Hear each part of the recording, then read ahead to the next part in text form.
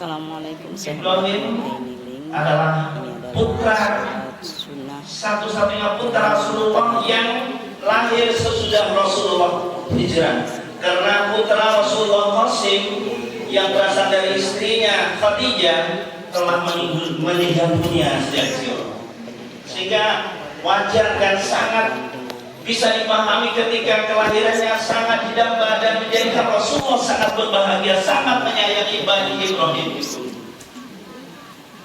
Begitu sayangnya Rasulullah SAW, anak itu digendong sana kemari oleh Rasulullah, ditimang, bahkan dibawa ke istri-istrinya yang lain, termasuk ke bunda Ummul Mukminin Aisyah, sehingga beliau Ummul Mukminin Aisyah ini begitu cemburu ketika Rasulullah mengatakan bapak ini begitu mirip wajahnya dengan wajah. Saudara sekalian, betapa bahagia Rasulullah dengan kehadiran putranya yang bernama Ibrahim itu. Tetapi kebahagiaan itu rupanya tidak berlangsung lama, karena kemudian di usianya yang 18 bulan, Pak Dulaikur, bayi itu dipunduk pada Allah Subhanahu wa Ta'ala, wafat di usia yang 1 tahun, 1,5 tahun.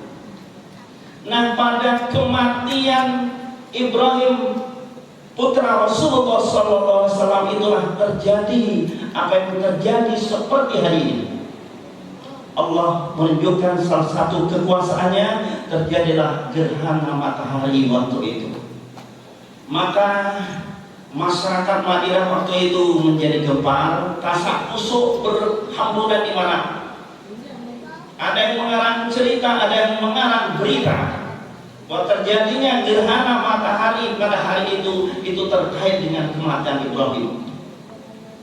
Karena bersentuhan dengan rasa sedihnya Rasulullah SAW. Banyak sekali anggapan dan cerita seperti itu. Maka buru-buru Rasulullah SAW menegaskan di dalam sabdanya yang bunyi demikian, Inna syamsa wal qamara ayatani min ayatillah la yakshifani. Di dalam hadis yang lain, la yakshifani li mauti ahadin wala li hayatih. Bahwa sesungguhnya matahari dan bulan itu adalah semata-mata dua di antara tanda-tanda kekuasaan Allah, dua tanda-tanda kekuasaan Allah di antara sekian banyak tanda-tanda kekuasaan Allah. La yakshifani li mauti ahadin wala li hayatih. Dia tidak terkait, sama sekali tidak ada hubungannya dengan kehidupan seseorang dan tidak ada hubungannya dengan kematiannya. Ini seolah Rasulullah mengkonfirmasi apa yang berita yang terjadi di tengah-tengah masyarakat,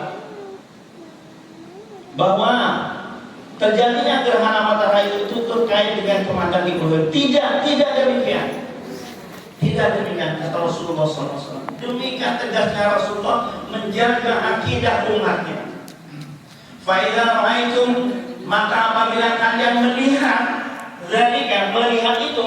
menyaksikan terjadinya gerhana itu, fadullah, maka berdoalah kepada Allah, banyak-banyaklah berdoa kepada Allah SWT. Wa kabbiru, dan besarkanlah Allah, banyaklah bertakbir. Wassallu, dan salatlah seperti yang kita laksanakan pada siang hari. Wa tasaddaqu, dan banyaklah bersedekah. Saudara sekalian, kalau kita lupa membawa uang untuk bersedekah ke masjid hari ini, bisa nanti, dan bersedekah juga tidak harus ke masjid, bisa ke fakir miskin. Yang penting pada hari ini, menurut anjuran Rasulullah SAW, di antaranya kita memperbanyak sedekah.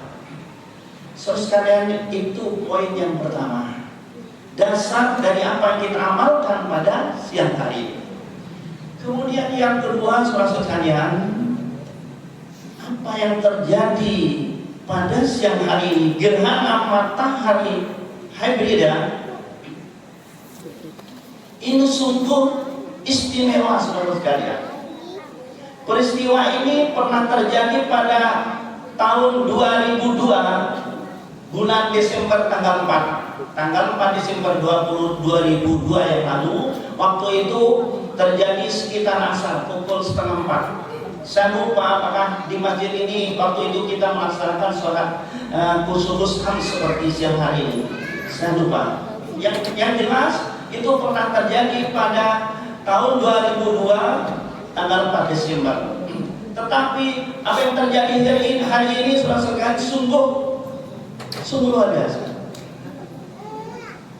Mungkin ada yang bertanya-tanya, kan beberapa tahun yang lalu kan pernah terjadi gerhana matahari. Tetapi kenapa kok yang disebut adalah yang terjadi pada tanggal 4 Desember tahun 2002? Itu karena kejadiannya sama dengan hari ini, saudara-saudaraku, yaitu gerhana matahari itu terjadi pada saat atau di penghujung bulan Ramadan. Ini sungguh istimewa. Karena apa? Karena peristiwa gerhana matahari saudara-saudara seperti yang sering kita dengar, salah satu syaratnya adalah haruslah terjadi ijtima. Dan kata ijtima, istilah ijtima itu sungguh sangat viral di mana-mana, menjadi buah bibir banyak orang pada hari-hari ini di media sosial. Demikian juga kata ijtima, saudara-saudara sekalian, itu selama ini kita hanya sering mendengarnya dari lisan para mubaligh, para penceramah, dan saat-saat terjadinya ijtima itu cuma berada di kertas-kertas kerja para penghitung. Nah, saudara sekalian, hari ini saudara sekalian, Allah telah mengkonfirmasi semua ini. Jadi kalau selama ini peristiwa ijtima itu dengan angka-angkanya itu seolah-olah hanya merupakan lamunan, hanya seolah merupakan hayalan yang tidak ada buktinya, yang tidak bisa disaksikan, saudara sekalian, hari ini Allah telah mengkonfirmasi, menunjukkan salah satu kekuasaannya. Ada temannya mengatakan bahwa peristiwa gerhana matahari itu merupakan peristiwa ijtima yang bisa diru'yah, peristiwa ijtima yang bisa dilihat dengan mata. Tentu saja bukan dengan mata telanjang, harus memakai alat karena sangat membahayakan.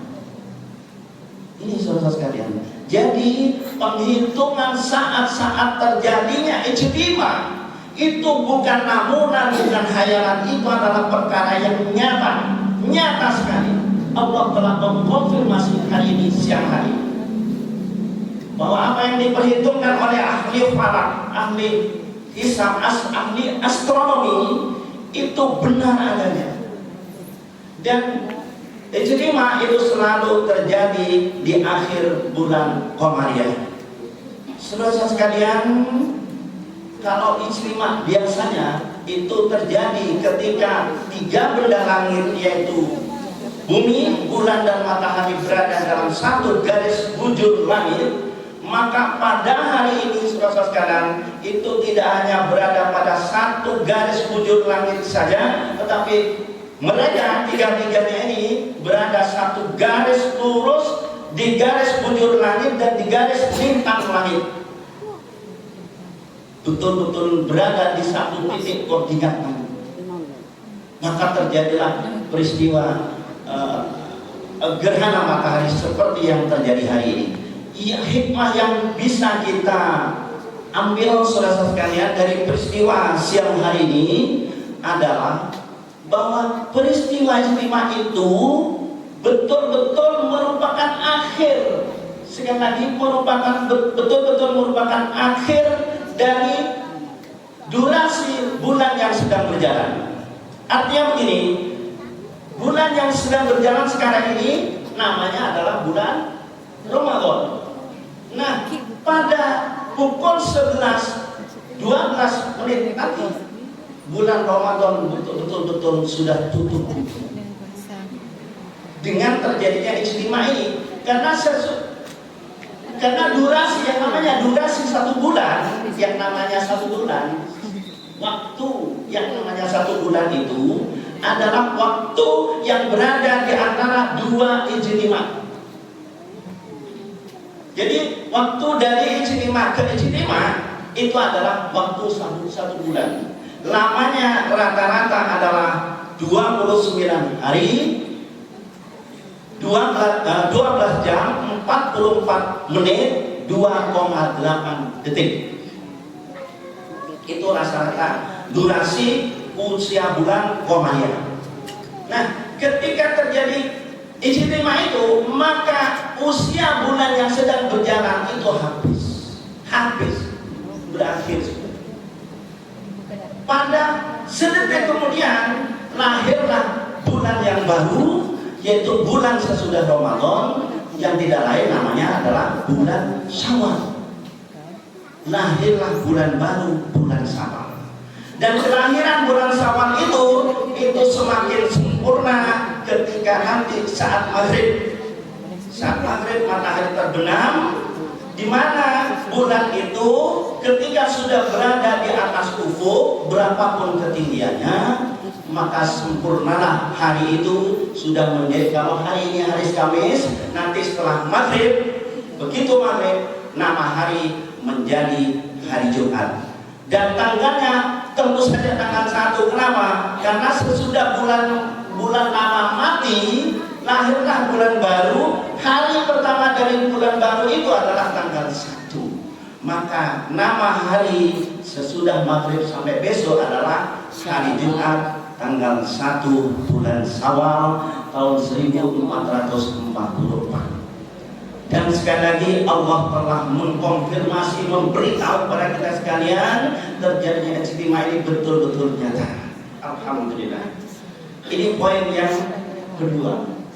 Kemudian ketiga, saudara sekalian, terus terang saya merinding tadi ketika imam membaca ayat-ayat kauniyah luar biasa. Ayat-ayat kauniyah itu dalam Al-Quran ditemukan ada sekitar 800 ayat. Bayangkan.